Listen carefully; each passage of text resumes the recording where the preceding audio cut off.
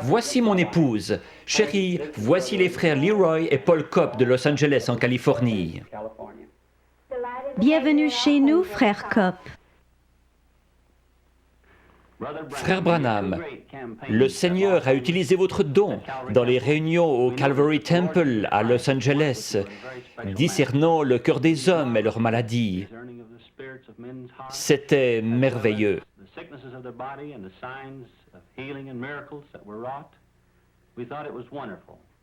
Nous voudrions en savoir plus à propos de votre don, frère Branham. Je suis né dans l'est du Kentucky, dans une cabane en rondin.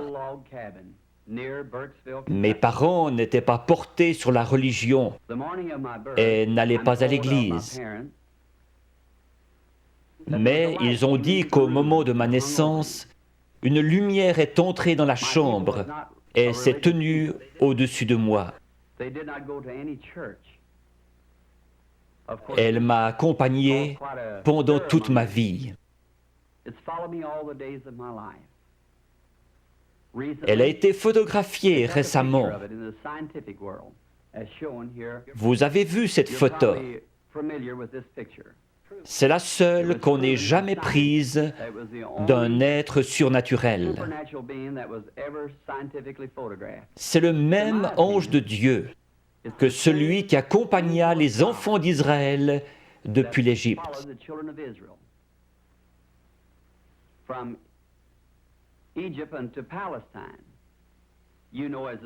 C'était l'ange de l'Alliance, notre Seigneur Jésus-Christ.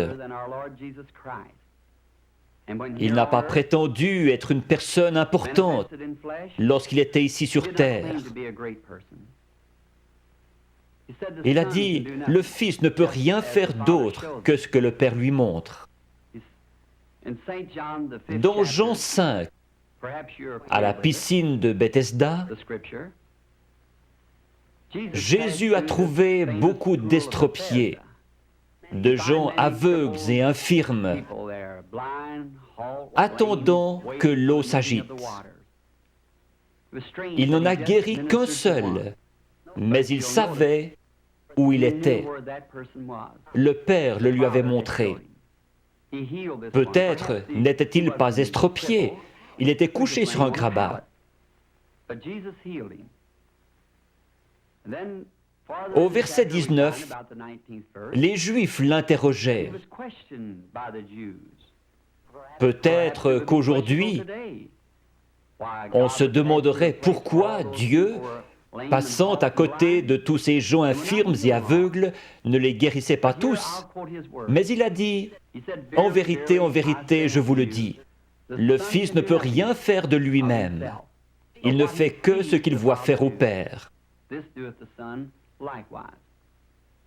Son ministère s'appuyait sur des visions venant de son Père. Son ministère ne devrait-il pas se poursuivre comme il l'avait promis à ses disciples? Vous ferez aussi les œuvres que je fais, et vous en ferez de plus grandes, car je m'en vais au Père. Encore un peu de temps, et le monde ne me verra plus, mais vous, vous me verrez. Je serai avec vous, et même en vous, jusqu'à la fin du monde. Jésus-Christ, le même hier, aujourd'hui et pour toujours. Je crois que c'est une confirmation, aujourd'hui, de la résurrection de Jésus-Christ, qui vit au milieu de son peuple et accomplit les mêmes signes et prodiges que lorsqu'il était sur terre. Lorsque j'avais 7 ans, nous sommes partis du Kentucky pour l'Indiana, tout près de mon domicile actuel. Nous allions chercher l'eau à un puits, situé un pâté de maisons plus loin. Un certain après-midi de septembre, alors que je passais près d'un gros peuplier planté à mi-chemin entre le puits et notre maison, j'ai remarqué un tourbillon dans l'arbre. Cela n'avait rien d'anormal à cet endroit en septembre. Comme il ne s'en allait pas, je me suis arrêté pour l'observer. Une voix en sortit disant « Ne fume et ne bois jamais. Ne souille jamais ton corps d'aucune manière, car tu dois accomplir une œuvre quand tu seras grand. Effrayé, je suis rentré en courant à la maison. J'ai raconté à ma mère qu'un homme m'avait parlé dans un arbre. Elle a pensé que j'étais excité et m'a mis au lit. Les visions ont commencé à ce moment-là. Quand cela vient sur moi, cela produit une vision. Je peux dire aux gens ce qui ne va pas avec eux, leur péché et ce qu'ils doivent faire. À 37 ans, une nuit, alors que je priais, j'ai remarqué une lumière sur le sol. Elle provenait de la colonne de feu située juste au-dessus. J'ai entendu quelqu'un marcher et un homme pesant environ 90 kilos a traversé la chambre et est venu dans cette lumière. Il était nu-pied, son teint était basané et ses cheveux noirs tombaient sur ses épaules. J'ai eu peur. Il m'a dit « Ne crains rien ». J'ai reconnu alors que c'était la même voix que celle qui m'avait toujours parlé. Mais c'était la première fois que je le voyais sous une forme humaine. Il a dit « Je suis envoyé de la présence de Dieu pour te dire que tu vas devoir prier pour les malades. De grands signes et prodiges accompagneront ton ministère et tu prieras pour des rois, etc. » J'ai dit « Je suis pauvre et sans instruction. Je ne serai pas capable de faire ce travail. » Il m'a dit que de même que Moïse reçut 2 signes pour confirmer son ministère, de même j'en recevrai 2. L'un serait les miracles en priant pour les malades et l'autre serait de connaître les secrets des cœurs. Je lui ai dit que j'avais prié à ce sujet, mais que les gens avaient dit que c'était du diable. Il m'a cité le passage des Écritures où Philippe s'adressait à Nathanaël. Puis Jésus lui dit qu'il se tenait sous l'arbre lorsque Philippe l'avait trouvé.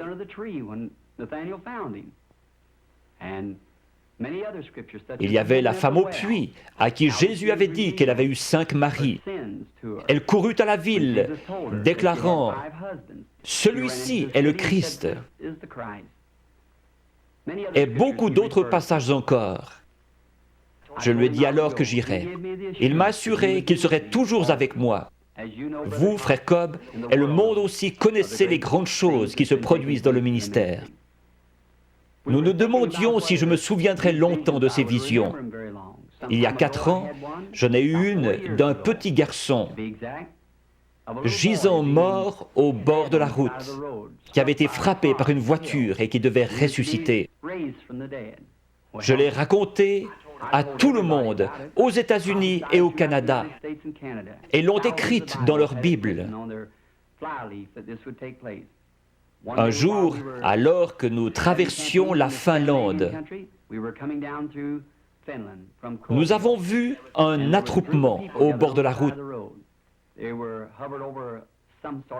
Le petit garçon était là, exactement comme cela m'avait été montré. J'ai dit à frère Moore, regarde dans ta Bible si ce n'est pas la scène en question. Il a dit oui. Je me suis agenouillé et demandé au Seigneur Jésus de confirmer sa parole et ce qu'il m'avait montré. Le garçon était ramené à la vie par notre Seigneur Jésus. Il est vivant aujourd'hui.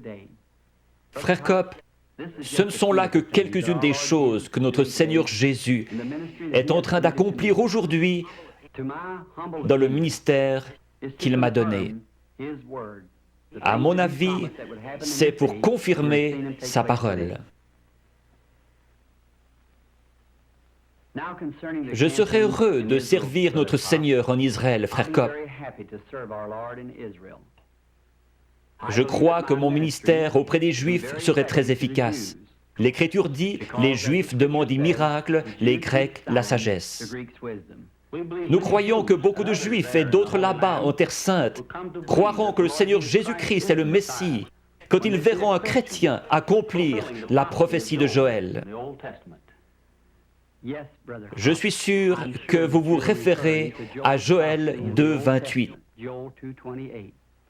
Où il a dit que dans les derniers jours, il répandrait son esprit sur toute chair, que les fils et les filles prophétiseraient, que les vieillards auraient des songes et les jeunes gens des visions. Nous devons vous dire au revoir maintenant. Nous avons eu du plaisir. Dieu voulant, nous nous verrons à Chicago dans quelques jours. Chers amis, j'ai aussi eu du plaisir à vous avoir chez nous ce soir. Nous prierons ensemble pour les réunions de Chicago et par la grâce de Dieu, j'espère vous y rencontrer. Accepteriez-vous une tasse de thé? Merci beaucoup, Sœur Branham. Merci. Merci, chérie.